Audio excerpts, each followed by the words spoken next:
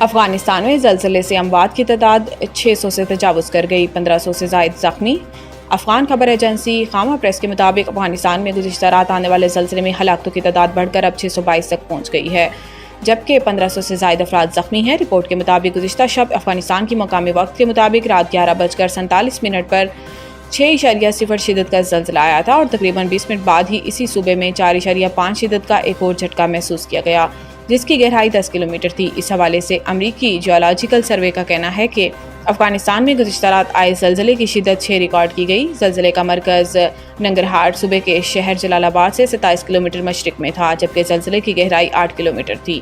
افغان حکام کا بتانا ہے کہ زلزلے سے سب سے زیادہ نقصان صوبہ کنڑ میں ہوا، جہاں سینکڑوں ہلاکتیں ہوئی ہیں اور ہزاروں لوگ زخمی ہیں، جبکہ متعدد لوگ اب بھی ملبے تلے دبے ہیں، جنہیں نکالنے کا عمل جاری ہے۔ افغان وزارت داخلہ کے ترجمان مفتی عبدالمتین نے کہا ہے کہ زلزلے سے صوبہ کنڑ میں 610 افراد جاں بحق ہوئے ہیں اور 1300 زخمی ہوئے ہیں اور ننگرہار میں 12 ہلاکتیں ہوئی ہیں، جبکہ 225 زخمی ہوئے ہیں۔ یاد رہے کہ گزشتہ رات پاکستان کے مختلف شہروں میں بھی زلزلے کے جھٹکے محسوس کیے گئے تھے، تاہم کوئی جانی یا مالی نقصان نہیں ہوا۔ SCO تناور درخت بن چکی ہے۔ چینی صدر نے تنظیم کے ترقیاتی بینک کے قیام کی تجویز دے دی۔ چین کے شہر تیانجن میں جاری SCO اجلاس میں وزیر اعظم شہباز شریف سمیت روسی صدر ولادیمیر پوٹن، ملائیشیا کے صدر انور ابراہیم، ترکی کے صدر رجب طیب اردوان اور اقوام متحدہ کے سیکرٹری جنرل انتونیو گوتریس سمیت دیگر موجود تھے۔ اجلاس سے خطاب کرتے ہوئے چینی صدر نے کہا کہ SCO باہمی اعتماد اور اصولوں کے تحت آگے بڑھ رہی ہے۔ وقت گزرنے کے ساتھ تنظیم تناور درخت بن چکی ہے۔ SCO ملکوں کے درمیان مختلف شعبوں میں تعاون کی بہت گنجائش ہے۔ رکن ملکوں کو تجارت اور معیشت کے شعبوں میں دستیاب مواقع سے استفادہ کرنا ہوگا۔ چین کے صدر نے SCO ترقیاتی بینک کے قیام کی تجویز دی اور کہا کہ مشترکہ خوشحال مستقبل کے لیے تجارتی اور مواصلاتی روابط بڑھانا ہوں گے۔ چین رکن ملکوں کی سماجی اور معاشی ترقی میں کردار ادا کرنے کے لیے پرعزم ہے۔ انہوں نے کہا کہ عوام کی خوشحالی کے لیے SCO ملکوں کو عملی اقدامات کرنا ہوں گے۔ وزیر اعظم کی ایرانی صدر سے ملاقات، پزیشکیان کا سیلابی صورتحال پر پاکستان کے ساتھ کھڑے ہونے کا عزم۔ چین کے شہر تیانجن میں شنگھائی تعاون تنظیم SCO کے سربراہی اجلاس کے موقع پر وزیر اعظم شہباز شریف اور ایرانی صدر مسعود پزیشکیان کی ملاقات ہوئی، جس دوران وزیر خارجہ اسحاق ڈار، فیلڈ مارشل سید عاصم منیر اور وفاقی وزراء بھی موجود تھے۔ دونوں رہنماؤں نے ملاقاتوں میں مختلف شعبوں میں دو طرفہ تعاون کی صورتحال کا جائزہ لیا اور پاک ایران تعلقات میں مثبت رفتار پر اطمینان کا اظہار کیا، جبکہ صدر مسعود پزیشکیان نے ایران کے لیے پاکستان کی مسلسل حمایت کو سراہا۔ ملاقات میں وزیر اعظم نے دونوں دوست ممالک کے درمیان سیاسی اور اقتصادی تعلقات کو مزید مضبوط بنانے کی اہمیت پر زور دیا۔ ایران کی عوام اور حکومت کے ساتھ پاکستان کی غیر متزلزل یکجہتی کا بھی اعادہ کیا۔ وزیر اعظم شہباز شریف نے مذاکرات اور سفارتکاری کو تناؤ میں کمی اور استحکام کی جانب واحد قابل عمل راستہ قرار دیا، جبکہ علاقائی امن کے لیے پاکستان کے عزم کا اعادہ کیا۔ عمران خان اور بشرا بی بی کے خلاف توشہ خانہ 2 کیس کی سماعت ایک بار پھر منسوخ۔ اسلام آباد بانی PTI عمران خان اور بشرا بی بی کے خلاف توشہ خانہ 2 کیس کی سماعت منسوخ ہو گئی۔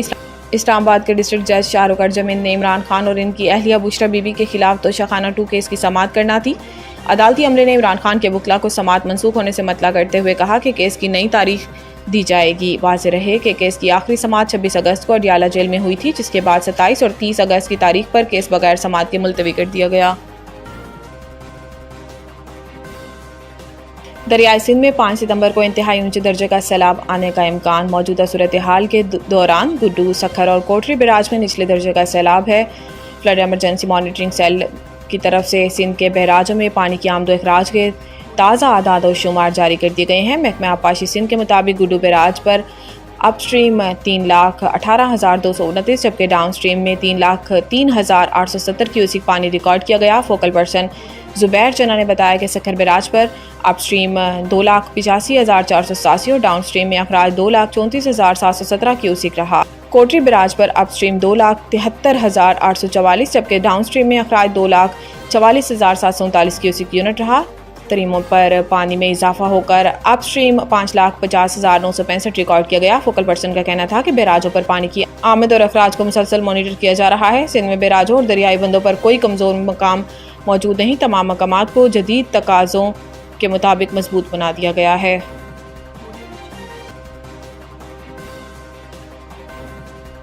वसीम अकरम का बाबर आजम को दबाव से निकलने, तनकीद नजरअंदाज करने का मशवरा। तफसीलात के मुताबिक साबिक कप्तान और स्विंग के सुल्तान वसीम अकरम ने स्टार बैटर बाबर आजम की हालिया कारकर्दगी और फॉर्म पर खुलकर ख्यालात का इजहार किया है। इन्होंने बाबर आजम को हिदायत की कि वो दबाव से निकलें, तनकीद को नजरअंदाज करें और अपनी क्लास पर भरोसा करते हुए टीम के लिए बेहतरीन इनिंग्स खेलें। एक निजी टीवी शो में गुफ्तगू करते हुए वसीम अकरम का कहना था कि बाबर आजम हमारे सुपरस्टार और दुनिया के बेहतरीन खिलाड़ियों में से एक हैं। इन्होंने कहा कि मैं बाबर को यही मशवरा दूंगा कि पुरसकून रहें, गैर ज़रूरी प्रेस कॉन्फ्रेंस को अहमियत ना दें और याद रखें कि फॉर्म वक्ती होती है लेकिन क्लास हमेशा के लिए। मेहनत जारी रखें, आप दोबारा दुनिया की बेहतरीन बैटर्स में शुमार होंगे। वसीम अकरम ने मजीद कहा कि अगरचे बाबर आजम पहले ही आलमी मयार के बैटर हैं लेकिन इनकी बेहतरीन कारकर्दगी अभी आना बाकी है। वो मुस्तकबिल में पाकिस्तान को अहम फतूहात भी दिलवाएंगे।